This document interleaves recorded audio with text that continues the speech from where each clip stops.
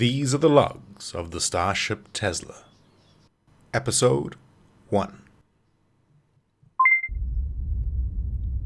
Personal log 218.2.6-1.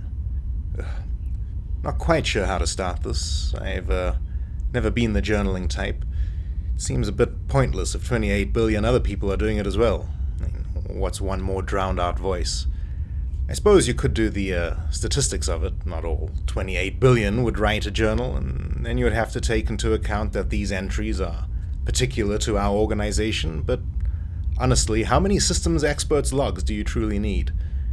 Anyway, it's all moot, isn't it? We're mandated to make these in the event our ship explodes, but somehow our computer core stays intact? It's a nice thought, huh? Well, if you're hearing this, it's either that I'm now stardust or famous. You know, a celebrity, a star. In which case, I hope I'm getting royalties in some fashion. I wonder how many of these I have to do. Better get on with it then. Get my mandate on. Ladies and gentlemen, welcome to my log.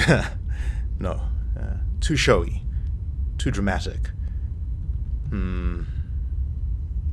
It's a cool 10 Kelvin in the shade outside, perfect temperature for that cryogenic vacuum you always wanted. Freeze that dust right out your house.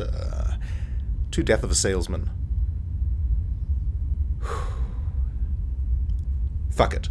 The culture colonies on Europa stink like shit. Or a xenobiological shit that smells even worse. It's probably for the best that direct human interaction with the cultures is minimal at best.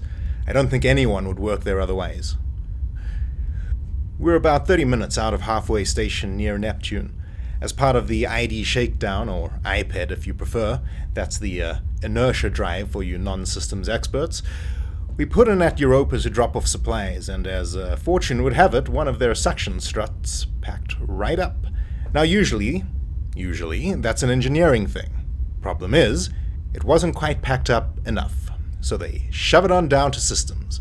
The LT doesn't want to have his nose hairs singed and thus throws it on down to me, with the beneficial label of field experience. You know what the problem is with being a systems expert?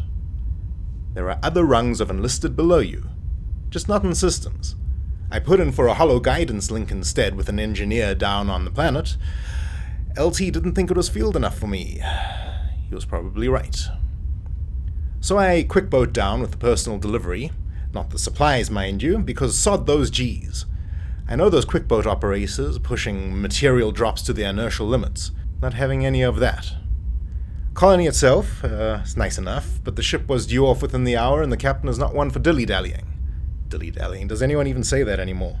Read in a book once, always liked it. I read on occasion, you know. Anyway, the external strut to the water is fine. It's the vacuum generator that's all balked to high hell. I take off its plating, break its pressure ring to get to the fins, and that's when I nearly chuck it all right there. Oh, that bloody smell. I mean, it makes most things we eat, but shit, in its natural form, it's like the anus of death. One of the parallel siphon tubes had been compromised by, Actually, I have no idea why it developed a crack. But I logged it, figuring that out as someone else's problem now. Now, being unable to breathe, I just repurposed the breamer with the culture's organic structure and vaporized it. No way I was waiting for a decon unit for this. The tube was easy enough to fuse, and that was that. System repressurized, and it was sucking nutritious shit once again. After that, I quick-boated back with a mid-ensign catching a lift to halfway.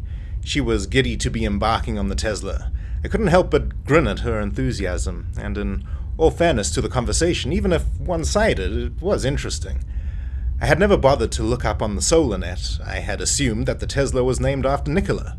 In fact, it's named after a car, of all things. A car. A car that was launched into space from Earth. More than that, it was after centuries in space that solar stuff beyond my grade had, over the years, altered its sole orbit, and by way of impossible probabilities, it was due on a collision course with Europa.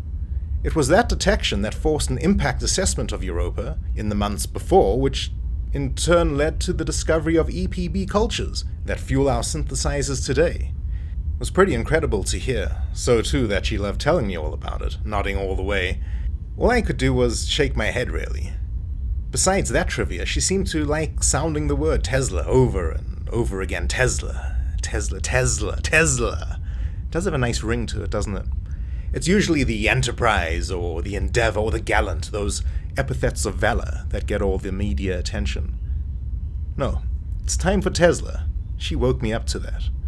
Although, it does strike me that I'm serving on a Starship that's named after a car that was going to crash into a planet which was going to impede human space development for hundreds of years. Well, gotta be named after something, I guess. What else can I say in this log? If the schedule is correct, our stay at halfway is a short one, and we're to take the ID all the way out of the heliosphere, as is procedure for the engineering crew on a first run. Ah, I almost forgot. This work uniform chafes something fierce. Do I go for powder or a full undersuit? These are the questions that plague the 3rd century. This is systems expert Martin Steora signing off.